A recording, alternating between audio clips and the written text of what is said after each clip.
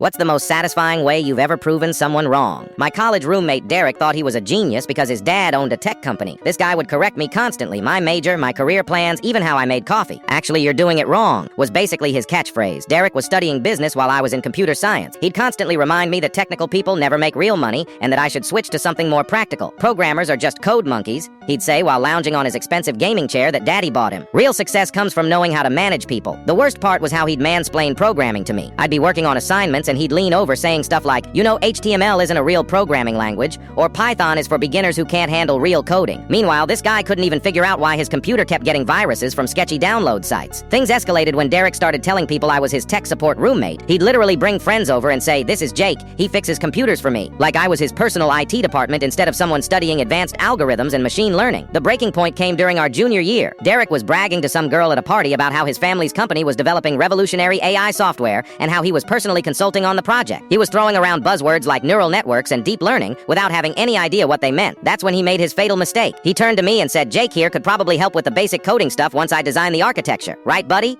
The girl looked impressed that he was so generous to include his tech support friend. I decided to test his knowledge. "Sure, Derek. What programming language are you planning to use for the neural network implementation?" His confident smile wavered slightly. "Well, obviously we'd use the best one for AI stuff, which is," I pressed, "you know, the standard one, HTML5 or whatever." The girl's expression changed immediately. Even she knew HTML wasn't a programming language, but Derek kept digging. "Jake's just being technical. In business, we focus on the big picture, not the tiny details." I pulled out my laptop. "Actually, I've been working on something similar. Want to see?" I opened up a machine learning project I'd built that could recognize handwritten digits with 97% accuracy. Real code, real results, actually functional. Derek's face went pale as he watched neural networks training in real time, processing thousands of images per second. The girl started asking me technical questions that Derek obviously couldn't follow. "How did you optimize the learning rate? What activation functions did you use?" That's when Derek tried to save face. "Yeah, this is basically what our company is building, just more advanced." I looked him dead in the eye and said, "Cool, what's your company's name again?" TechFlow Solutions," he stammered. I opened a new browser tab and Googled it.